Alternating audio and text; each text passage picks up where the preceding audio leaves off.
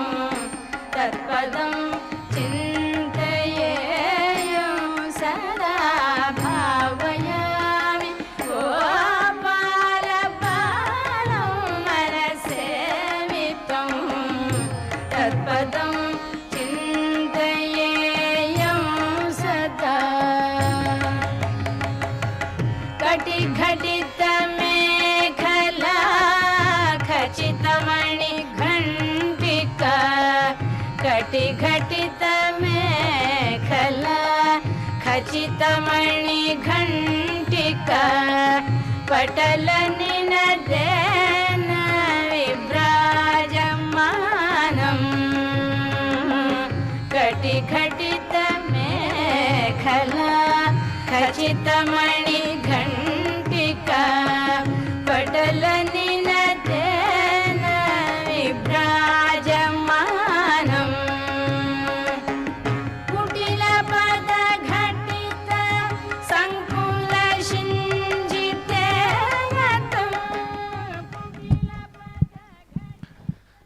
हैमूर्ध्वपुण्ड्रम् अजहन्मकुटं सुनासं मन्दस्मितं मकरकुण्डलचारुगण्डं बिम्बाधरं बहुलदीर्घकृपाकटाक्षं श्रीवेङ्कटेशम् अजम् आत्मनि भावयेऽहम्। కలియుగ ప్రత్యక్ష వరదుడైన ఆ వెంకటేశ్వరుడు ఈ రోజున భాగ్యనగరపు వాసుల భాగ్యవశాన భాగ్యనగరంలో జూబ్లీ హిల్స్ అని పిలువబడేటువంటి ఆ ప్రాంతంలో వెంకటేశ్వరునకు జరిగేటువంటి వార్షిక బ్రహ్మోత్సవములలో భాగంగా ఈ రోజున వెంకటేశ్వరుడు ఉభయ నాంచారులతో కూడి ముత్యపు పందిరి వాహనంపై ఆసీనుడై భక్తులందరినీ అనుగ్రహిస్తూ ఉన్న వైనాన్ని మనం వీక్షిస్తూ ఉన్నాం. భక్త మహాశైలరా,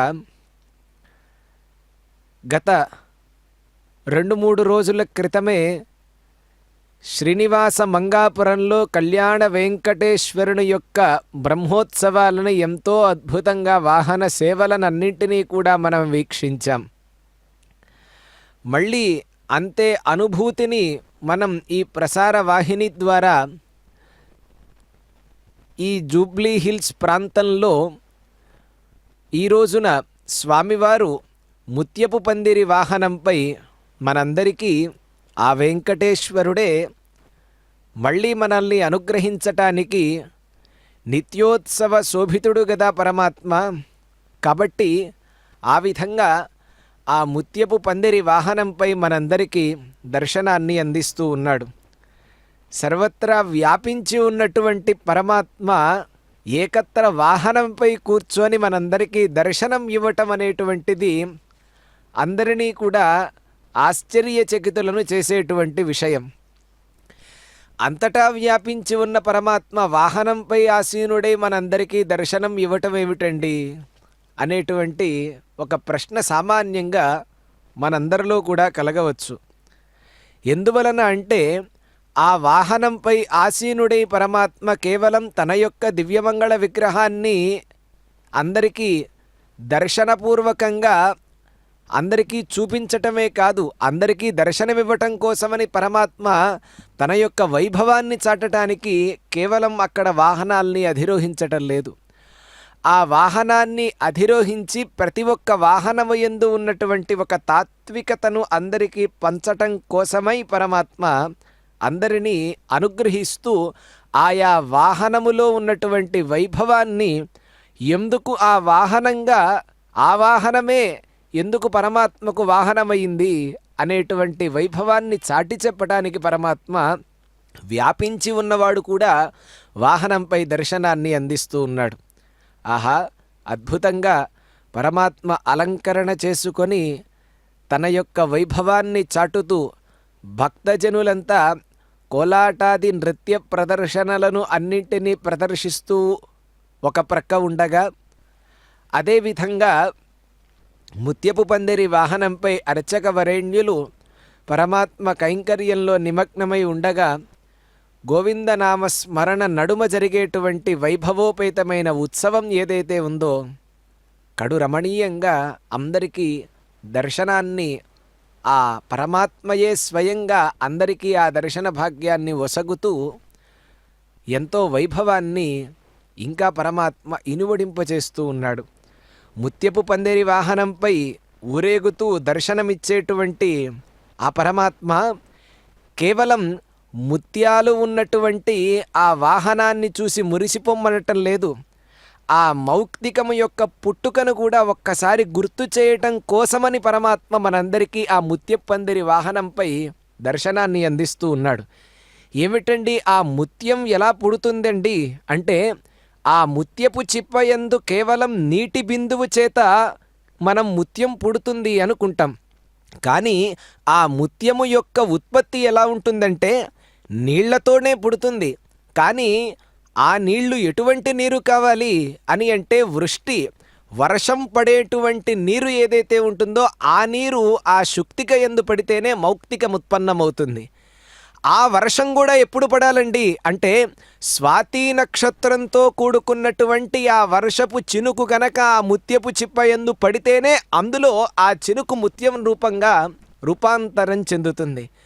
కాబట్టి ఇంతటి వైభవం ఉన్నటువంటి ముత్యం ఏదైతే ఉందో ఆ ముత్యపు పందిరిని, ఆ ముత్యాలని ఒక పందిరిగా చేసుకొని పరమాత్మ ఆ వాహనంపై దర్శనమిస్తున్నాడు అంటే అర్థం ఏమిటి అంటే, కేవలం స్మరణ వలన మాత్రమే మోక్షం అని మనమంతా అనుకుంటూ ఉంటాం. కానీ ఆ స్మరణ ఎలా ఉండాలి? భక్తితో కూడుకున్నటువంటి స్మరణ అయి ఉండాలి. ఆ స్మరణ ఎలా ఉండాలి అంటే కనుక పరిపూర్ణంగా మోక్షాన్ని కలిగిస్తుంది. భక్తితో కూడుకున్నటువంటి స్మరణయే మోక్షాన్ని కలిగిస్తుంది.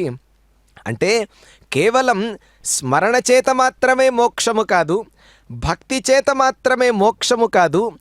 ఆ ప్రపత్తి ఏదైతే ఉంటుందో రక్షిష్యతీతి విశ్వాస అంటారు చూసారా, ఆ విశ్వాసముతో కూడుకొని భక్తితో చేసేటువంటి స్మరణ ఏదైతే ఉంటుందో అది మాత్రమే మోక్షాన్ని కలిగిస్తుంది. ఎలా అయితే కేవలం నీటి బిందువే నీటి బిందువే రూపాంతరం చెందుతుంది. కానీ ఎటువంటి నీటి బిందువు? స్వాతి నక్షత్రంతో కూడుకున్నటువంటి ఆ వృష్టి, ఆ నీటి బిందువు ఎలా అయితే ముత్యంగా పరిణతి చెందుతుందో ఆ విధంగా మానవుడి యొక్క హృదయం కూడా ఎప్పుడు పరిణతి చెందుతుంది అంటే విశ్వాసంతో కూడుకొని భక్తితో చేసేటువంటి స్మరణ చేత మాత్రమే అది మోక్షానికి మోక్షరూపంగా పరిణామం చెంది మనల్నందరినీ అనుగ్రహిస్తుంది అన్న తాత్వికతను చెప్పటానికి పరమాత్మ మనకి ముత్యపు పందిరి వాహనంపై మనందరికీ దర్శనమిస్తున్నాడు. ముత్యములు శీతలత్వానికి ప్రతీకగా చెప్తారు. అలానే ఈ మౌక్తికం అనేటువంటిది చంద్రుడికి అత్యంత ప్రియమైనటువంటిది అని కూడా అంటారు. కాబట్టి ఆ ముత్యపు పందిరి వాహనంపై పరమాత్మ ఆసీనుడై లోకానికి శీతలత్వాన్ని ప్రసాదిస్తూ ఉన్నాడు అనే ఒక గొప్ప విషయాన్ని మనం అర్థం చేసుకోవచ్చు. మరి పరమాత్మ ఎటువంటి వాడండి అంటే చంద్రుడికి శీతలత్వం ఏదైతే ఉందో ఆ శీతలత్వాన్ని కూడా అనుగ్రహించేటువంటి వాడు ఆ పరమాత్మయే. అద్భుతంగా కృష్ణుడి వేషధారి అయి పరమాత్మ మనకి దర్శనాన్ని అందిస్తూ ఉన్నాడు. చేత వెన్నముద్ద చెంగల్వ పూదండ అన్నట్లుగా ఆ చేత వెన్నముద్దను పట్టి పరమాత్మ కృష్ణుడి రూపంగా అందరికీ దర్శనమిస్తూ ఉన్నాడు. ఆహా, ఎంత అద్భుతమైనటువంటిది!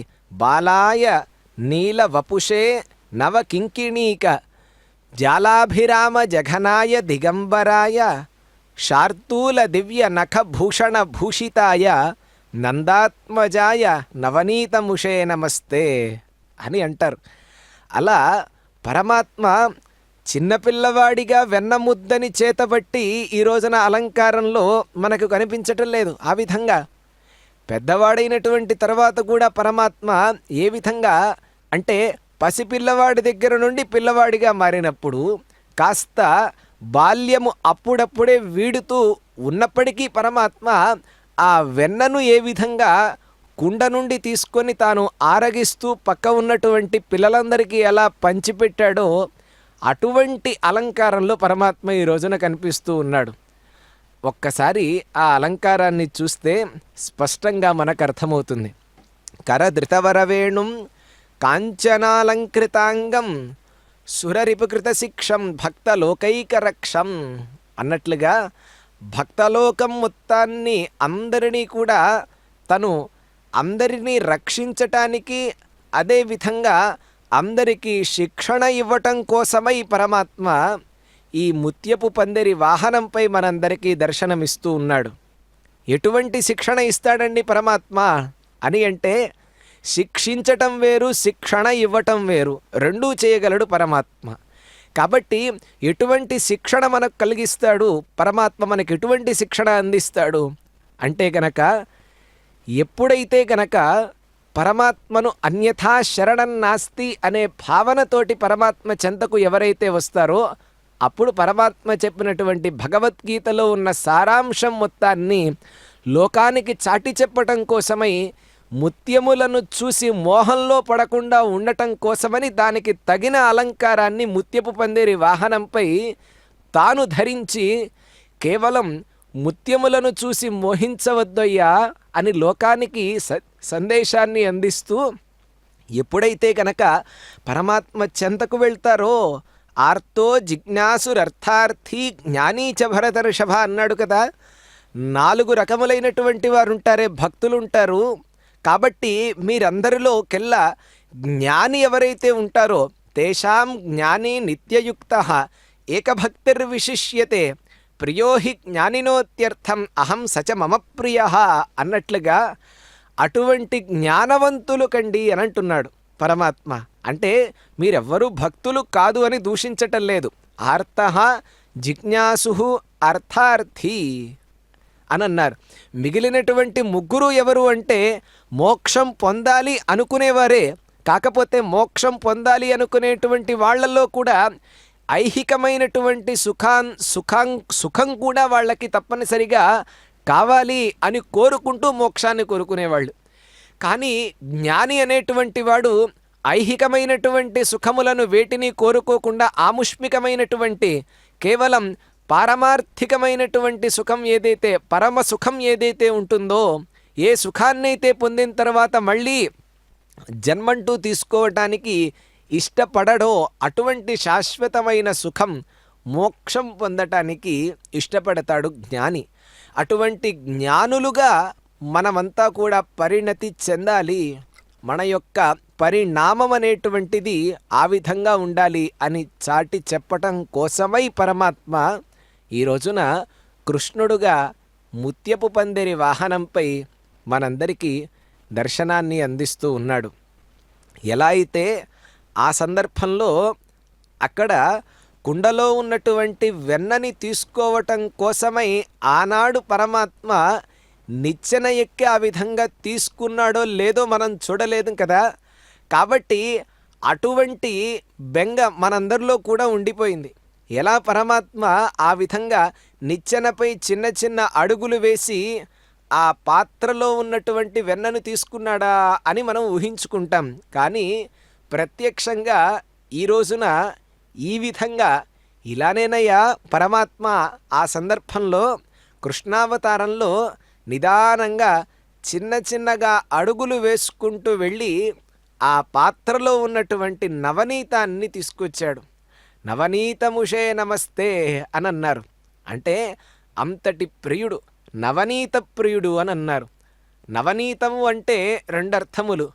9 రకములుగా 9 రకాలుగా అంటే 9 ప్రక్రియలతో తీయబడినటువంటిది నవనీతము. నీతము అంటే తీయబడినటువంటిది. నవ అనే శబ్దానికి సంఖ్యావాచకము ఉన్నది, మరొకటి నూతనమైనటువంటిది అని మరొక అర్థం ఉన్నది.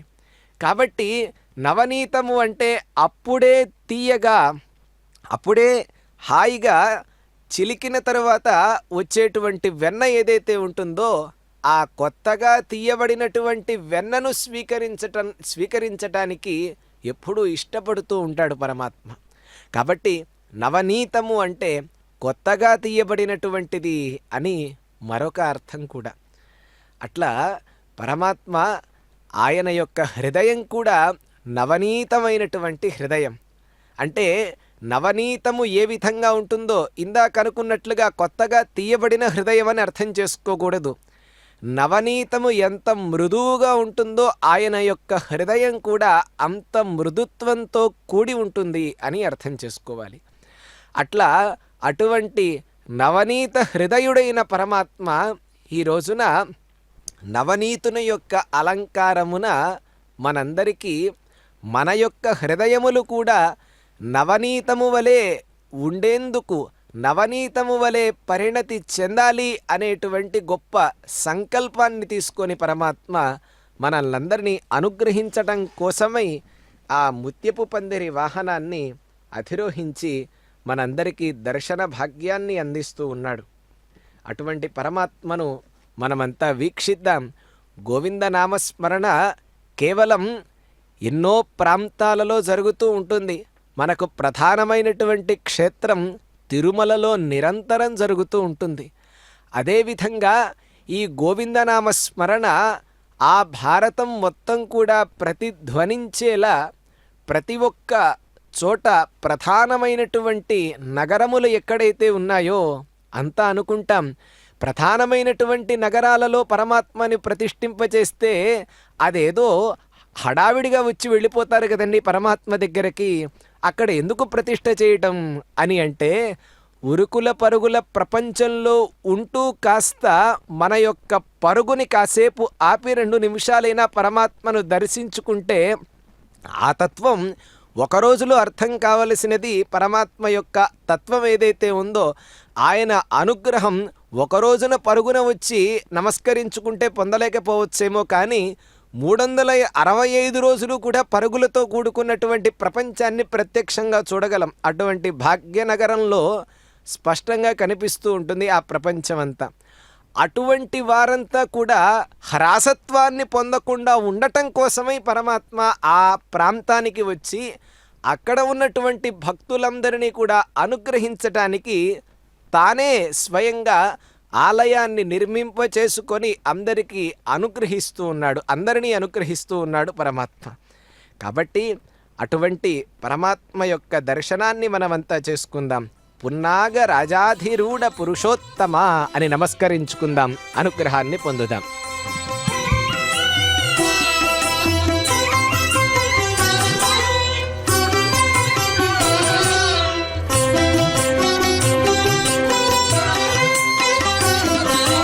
శరణు శరణు నీకు జగదేకపతి కృష్ణ, వరమును సగవయ్య వాసుదేవ కృష్ణ.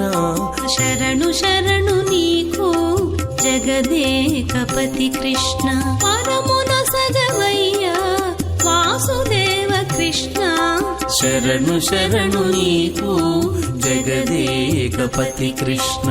శరణు శరణు శరణు శరణు శరణు శరణు శరణు శరణు.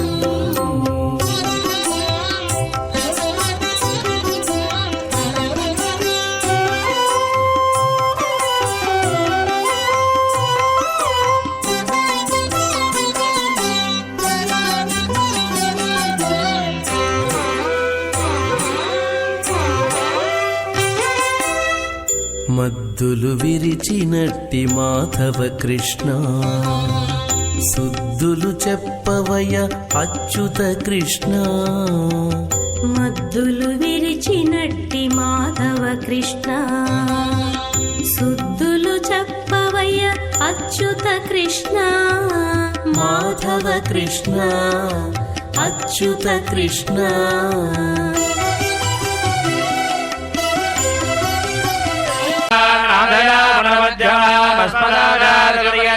వందే గురుతరంగాయోనిత్యవచ్చదపదాంబుజయుగ్మరుణాయ అస్మద్గురోర్భగవతో శ్రీకసింధో రామానుజస్య చరణో శరణం ప్రపద్యే. మాదాపిరాయ వదయ సంజ్ఞావిభూతి సర్వం యదేవ నియమేన పదం భయానామాజ్యస్య న కులపతేర్బకులాభిరామం శ్రీభక్తరంగిణీరం ప్రణమామి మూర్ధన పురంధరస్య మహదాత్మజ భట్టనాథ శ్రీభక్తిరార కులదేవయోగి వాహనభట్టాంగిరేణ పరహాలేంద్ర మిశ్రా శ్రీమత్పరాంగురవనే ప్రణతోస్మి నిత్యం. திருக்கோவரோரை காணப்புக்கு ஓராதிரே நுரை தரிரான்களே உரை கண்டாய் நே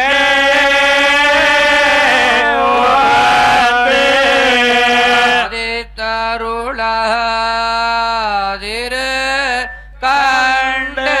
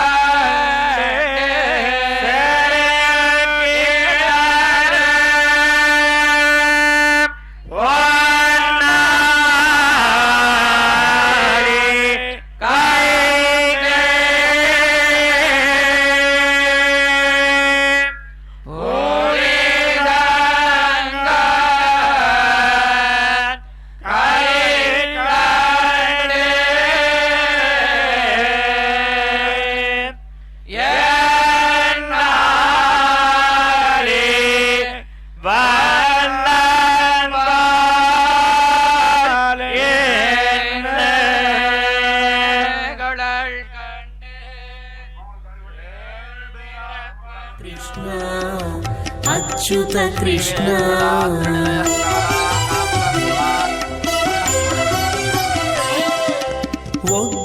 ఒద్దురాగదవయ్య ఉపేంద్ర కృష్ణ ముద్దురాగదవయ్య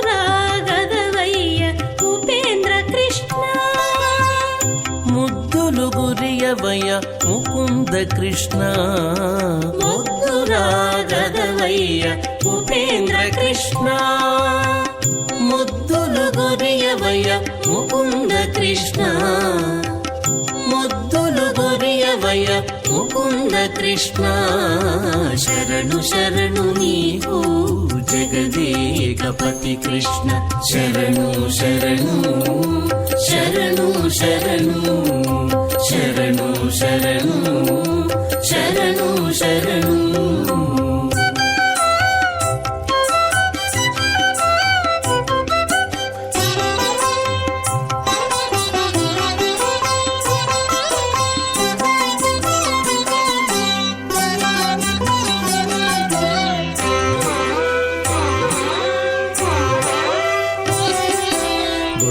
తల మరిగిన గోవింద కృష్ణ చెల్లునయా నీ చేతలు శ్రీధర కృష్ణ ముల్లెతల మరిగిన గోవింద కృష్ణ చెల్లునయ్యా నీ చేతలు శ్రీధర కృష్ణ గోవింద కృష్ణ శ్రీధర కృష్ణ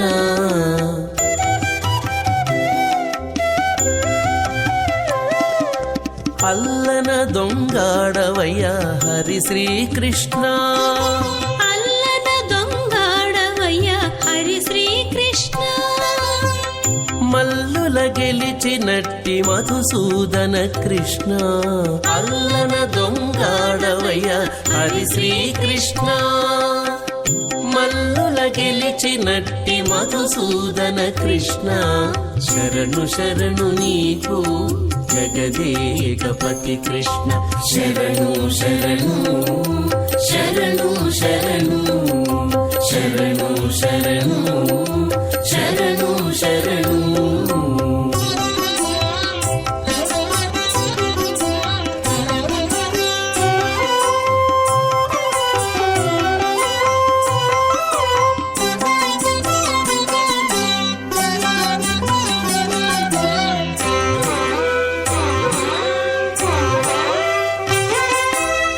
గోవులగాచిన ఎట్టి గోపాల కృష్ణ కైవశమై మమ్మేలు శ్రీకర కృష్ణ గోవులగాచిన ఎట్టి గోపాల కృష్ణ కైవశమై మమ్మేలు శ్రీకర కృష్ణ గోపాల కృష్ణ శ్రీకర కృష్ణ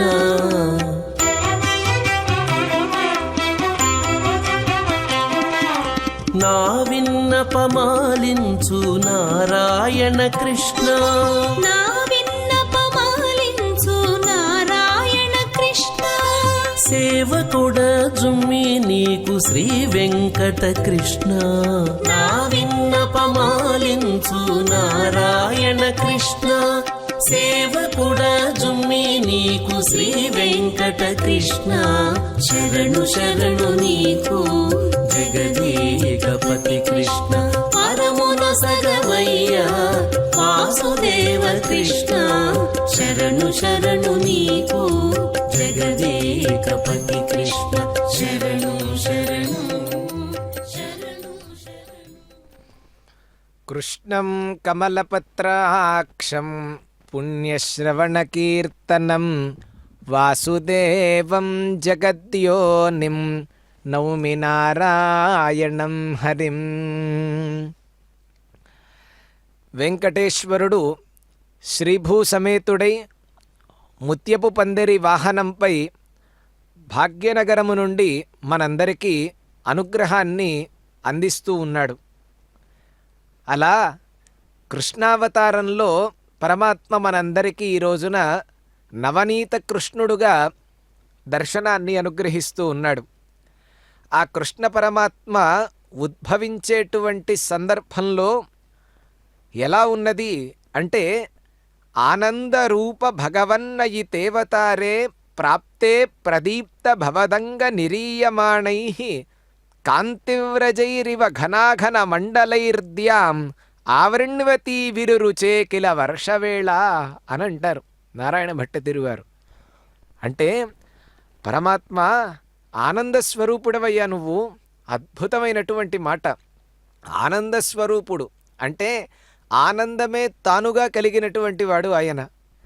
అటువంటి పరమాత్మ నీవు వర్షాకాలంలో వర్షర్తువులో నువ్వు ఈ భూలోకంలో అవతరించావయ్యా. ఎలా ఉన్నది ఎప్పుడంటే మేఘములన్నీ కూడా ఆకాశం నభోమండలమంతా వ్యాపించి ఉన్నాయి మేఘములన్నీ. అప్పుడు వాటి నీలవర్ణ శోభలు ఏవైతే ఉన్నాయో కాంతివ్రజైరివ ఘనాఘన మండలైర్ద్యాం, ఆ నీలవర్ణ శోభలు శ్యామ సుందరుడైనటువంటి నీ శరీరపు యొక్క కాంతులను పోలి సంపూర్ణంగా విరాజిల్లుతూ ఉన్నాయి ఆ నభోమండలంలో సంపూర్ణంగా. అట్లా నీవు ఏ సమయంలో ఉద్భవించావయ్యా పరమాత్మ అంటే సంధ్యావేళలోనో ప్రాతకాలంలోనో అలా కాదయ్యా, అర్ధరాత్రి వేళ ఆవిర్భవించవు. ఆశాషు శీతల తరాసు పయోదయోతై ఆశాశితాప్తి వివశేషు చ సజ్జనేషు అని అన్నారు.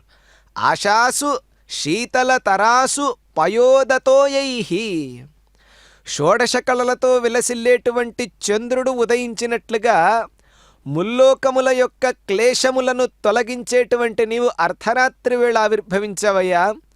ఆ సమయంలో వర్షిస్తూ ఉన్నటువంటి ఆ మేఘములు ఏవైతే ఉన్నాయో ఆ మేఘజలములతోటి వర్షిస్తూ ఉన్నటువంటి ఆ మేఘజలములు తోటి ఉన్నటువంటి దిక్కులన్నీ కూడా చల్లబడినాయి ఒక్కసారి.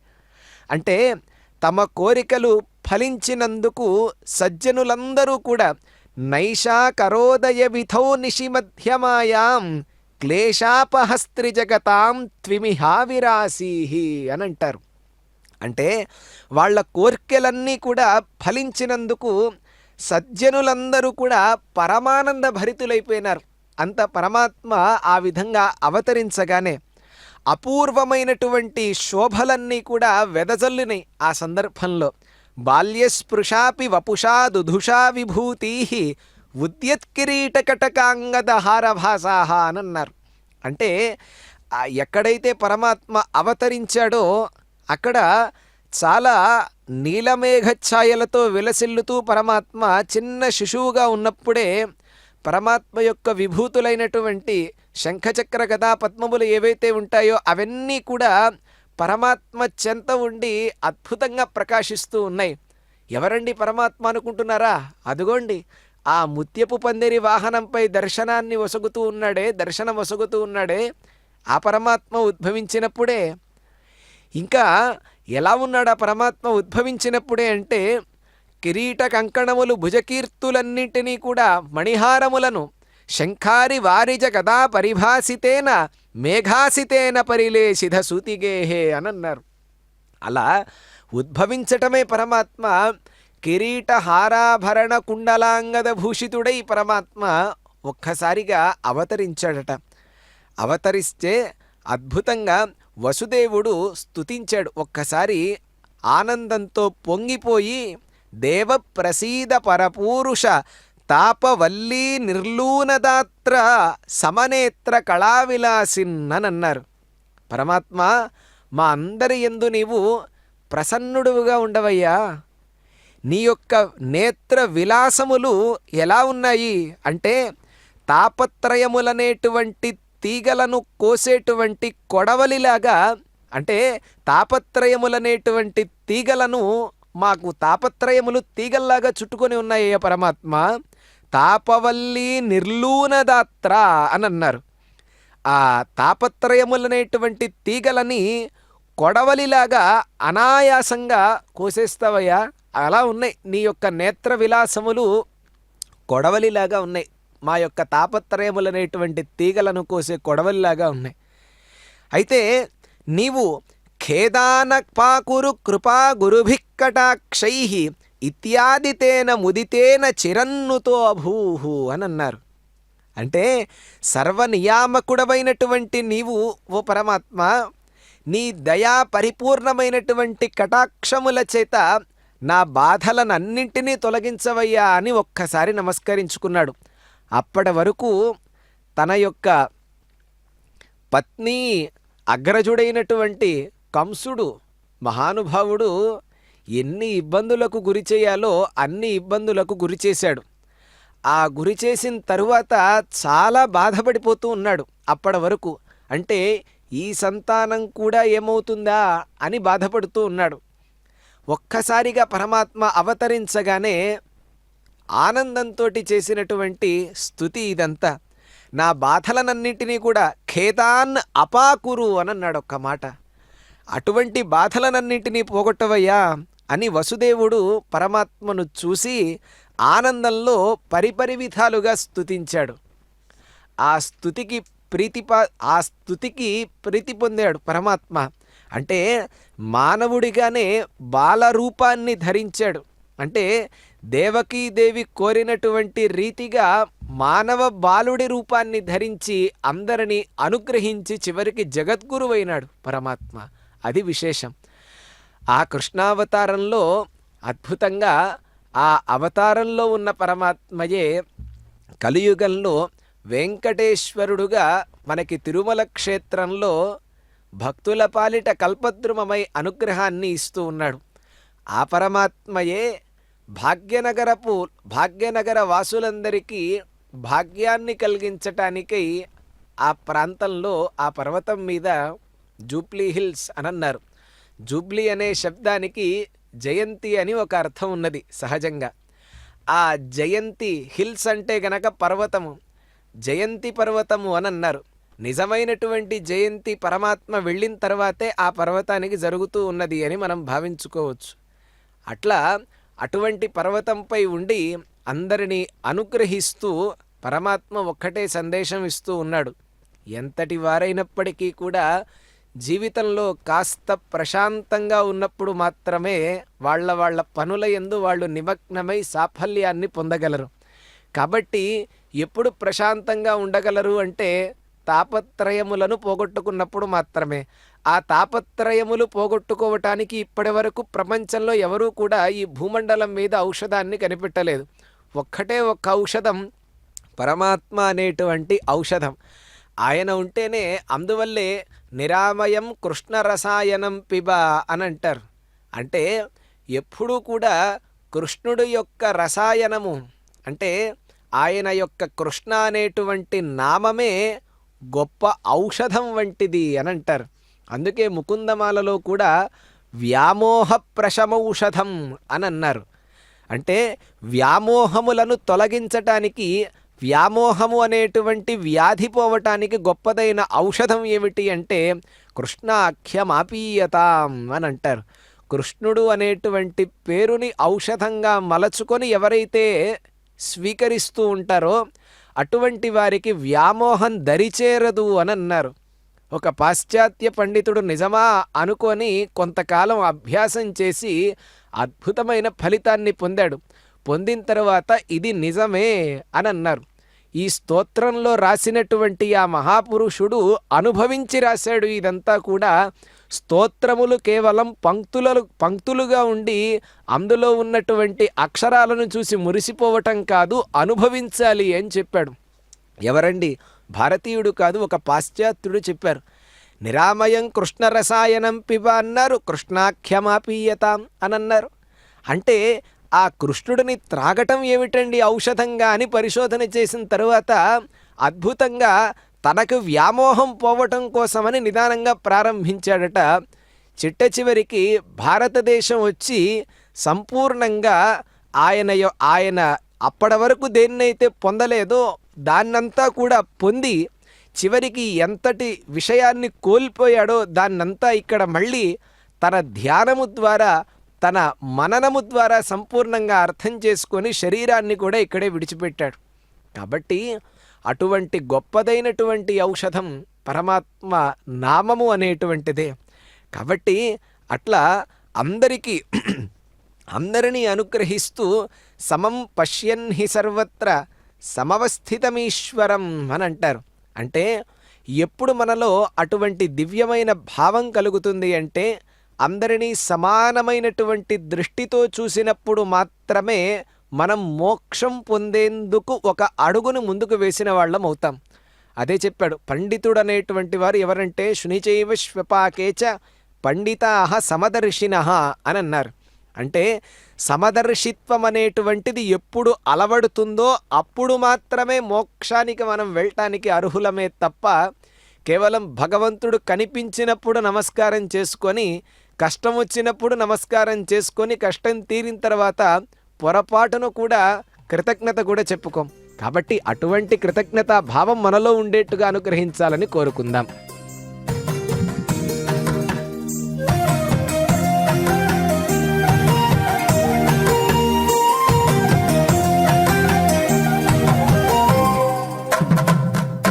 శోభాన పాడేము మేము, శోభాన పాడేము మేము, సుతకులము ఈ బొట్టులు మీకు చెల్లునిద్దరికీ నయ్యా.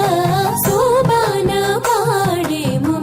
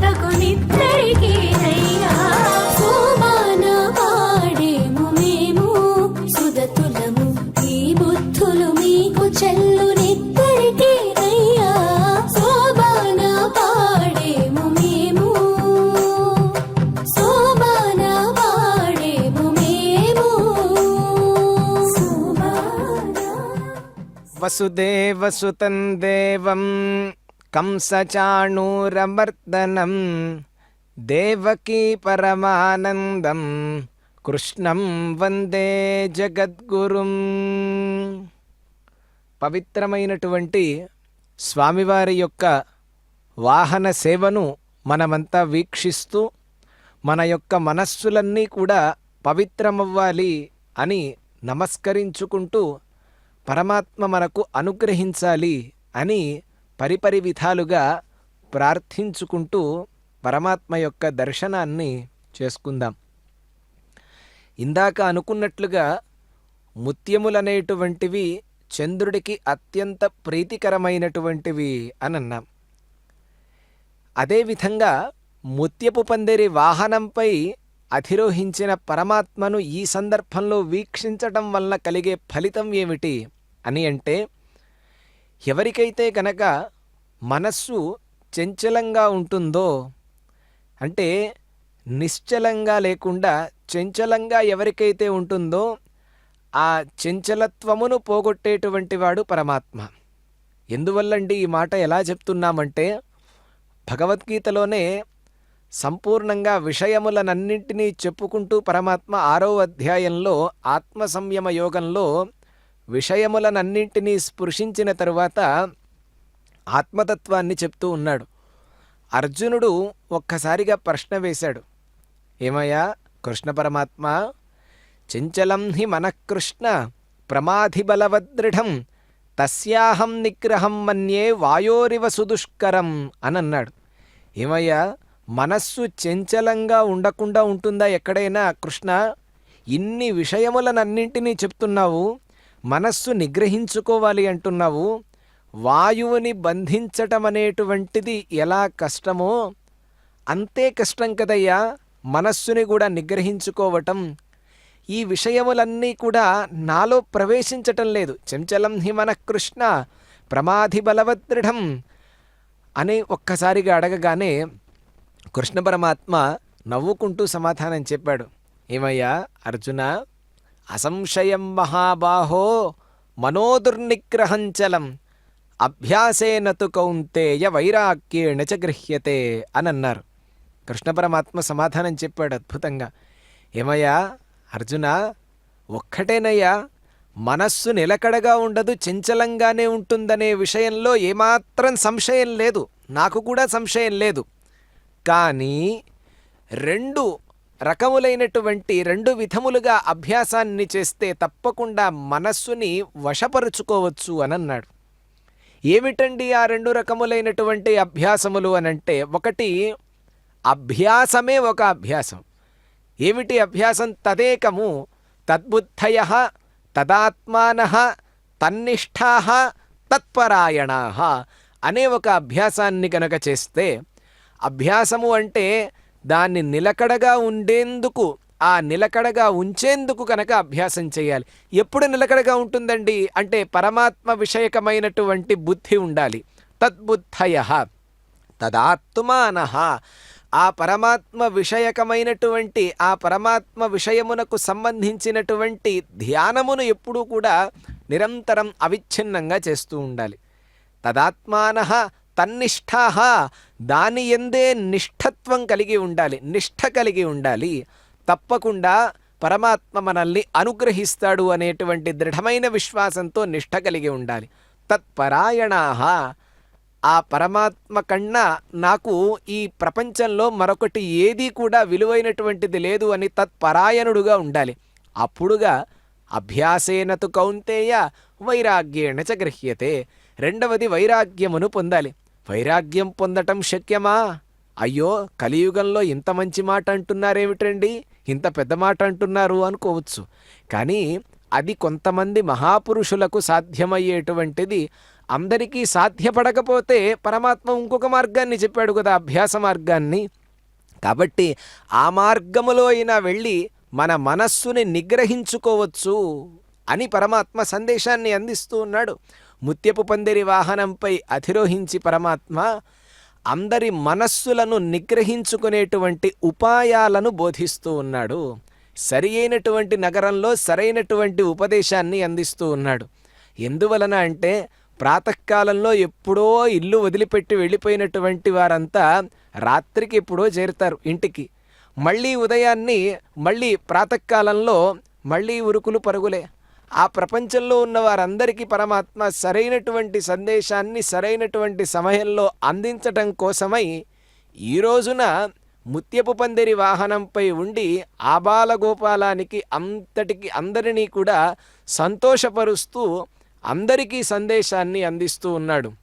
ఆ పరమాత్మ అద్భుతంగా శోభాయమానంగా దివ్యమైనటువంటి అలంకరణలతో ఆయన ఆనందాన్ని పొందుతూ, ఇటువంటి అలంకరణలు మీరు కూడా మీ యొక్క సుగుణములు, మీ యొక్క వ్యక్తిత్వాన్ని, ఈ నగలు ఎంత అందంగా అయితే కనిపిస్తున్నాయో మీ యొక్క వ్యక్తిత్వాన్ని కూడా అంత అందంగా మలుచుకోమనటం కోసమై ఆయన అలంకారాలను ధరిస్తూ ఉన్నాడు. భలే వింతగా ఉందండి. మన వ్యక్తిత్వం ఇంత ప్రకాశమవ్వాలంటే ఆయన నగలు ధరించటం ఏమిటి అంటే, ఈ నగలను చూసి మీరు భ్రాంతిలో పడక ఈ నగలలో ఉండేటువంటి సౌందర్యాన్ని చూడటమే మీకు సరిపోతుంది. కానీ ఈ నగలు నేను ధరించి బయటకు వచ్చి నేను ఇచ్చేటువంటి సందేశంలో ఆ సందేశపు భ్రాంతిలో ఎవరూ పట్టలేదు. కానీ ఈ నగల భ్రాంతిలోనే అందరూ ఉన్నారే అని పరమాత్మ అందరినీ హెచ్చరిస్తూ అసలైనటువంటి మార్గంలో వెళ్ళటం కోసమై, మనమంతా పయనించటం కోసమై ఆయన గొప్ప సందేశాన్ని అందిస్తున్నాడు. గోపికలు కూడా కృష్ణ పరమాత్మని ఒట్టి అమాయకుడు అనుకున్నారు. చివరికి నిలీయతే సౌ మయి మయ్యమాయాం రమాపతిర్విశ్వమనోభిరామః ఇతి స్మ సర్వాః కలితాభిమానాః నిరీక్ష్య గోవింద తిరోహితో భూః అని అంటారు. అంటే ఆ జగదేక సుందరుడైనటువంటి కృష్ణుడిని మేమంతా కూడా వశపరుచుకున్నామని గోపికలంతా కూడా ఆనందంలో కాదు, కాస్త తమలో తామే గర్వంగా అనుభూతిని పొందుతూ ఉన్నారు. వారందరి గర్వమును హరించటానికై, ఆ గర్వమును అణిచివేయటానికి పరమాత్మ ఒక్కసారిగా అక్కడ నుండి అంతర్ధానమైనాడు. ఆ గోపికలతో అందరితో పరమాత్మ అక్కడ క్రీడిస్తూ ఉన్న సందర్భంలోనే అంతర్ధానమయ్యాడు. అంతర్ధానమైతే గోపికలంతా ఒక్కసారి కలవరపడ్డారు. వారంతా ఎక్కడ పరమాత్మ, హా చూత హా చంపక కర్ణికార హా మల్లికే మాలతి బాలవల్య కిం వీక్షితో నో హృదయైకచోర ఇత్యాది తాస్త్వత్ ప్రవణావిలేపు అని అంటారు. అంటే ఆ గోపికలంతా ఎక్కడికి వెళ్ళిపోయినాడు, మా కృష్ణుడు ఎక్కడికి వెళ్ళిపోయినాడు అని అడవులన్నీ కూడా తిరుగుతూ అక్కడ ఉన్నటువంటి ఆ మామిడి చెట్టును అడుగుతున్నారు. హా చూత హా చంపక హా కర్ణికార హా మల్లికే, మల్లెల్లారా, ఓ మల్లెతీగ, ఓ మాలతి, చిన్న చిన్న తీగల్లారా ఎక్కడున్నారయ్యా? మా హృదయములను దోచుకొని ఏ కృష్ణుడైతే ఇప్పుడు అంతర్ధానమైనాడో ఆ మిమ్మల్ని కూడా మీరు కూడా ఆ పరమాత్మను ఏదన్నా కానీ కర్షణ చేసుకొని అంటే ఆకర్షించుకొని మీరు ఆ పరమాత్మను మీ దగ్గర ఏమన్నా పెట్టుకున్నారా? చెప్పండి, ఎటన్నా వెళ్ళేటప్పుడు ఏదన్నా చూసారా మల్లె తీగల్లారా అని అమాయకంగా అన్నిటినీ కూడా అడుగుతూ వెళ్తూ ఉన్నారు. దుఃఖంతో ఆ పరమాత్మ యందే వాళ్ళ యొక్క మనస్సుని నిలుపుకొని చివరికి ఏం చేయాలో పాలుపోక ఆ అడవులలో కనిపించినటువంటి రాయిని రప్పని అందరినీ కూడా అడుగుతూ వెళ్తూ ఉన్నారు. ఆ వెళ్తూ ఆ గోపికలందరూ కూడా బాధపడుతూ ఉన్నారు.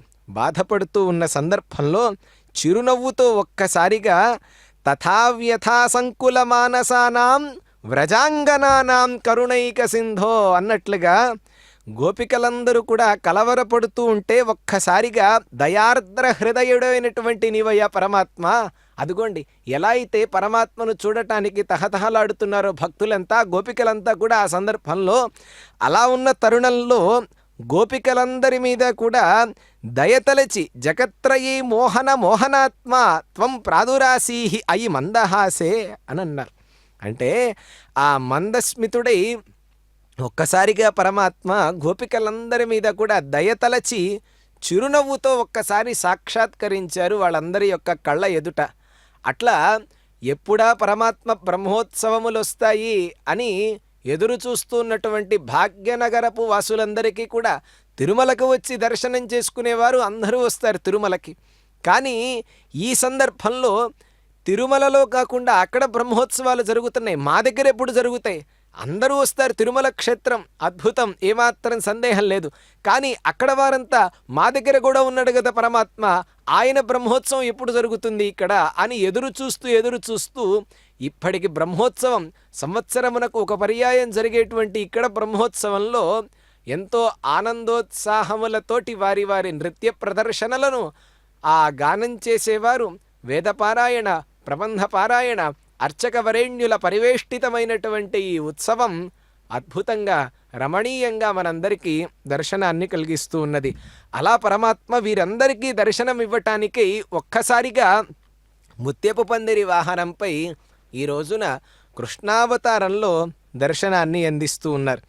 అలా దర్శనాన్ని అందిస్తూ పరమాత్మ రాజీవలోచనుడు గోపికలందరూ కూడా ఒక్కసారిగా చూడగానే ఆనందోత్సాహములతోటి ఒక్కసారి కేరింతలు కొట్టారట.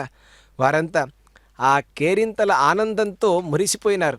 అందుకే భాగవతంలో ఒక శ్లోకం వస్తుంది, తాసాం ఆవిరభూత్ చౌరి స్మయమాన ముఖాంభుజ అని అంటారు. పీతాంబరధర స్రగ్వి సాక్షాత్ మన్మథ అని అన్నారు.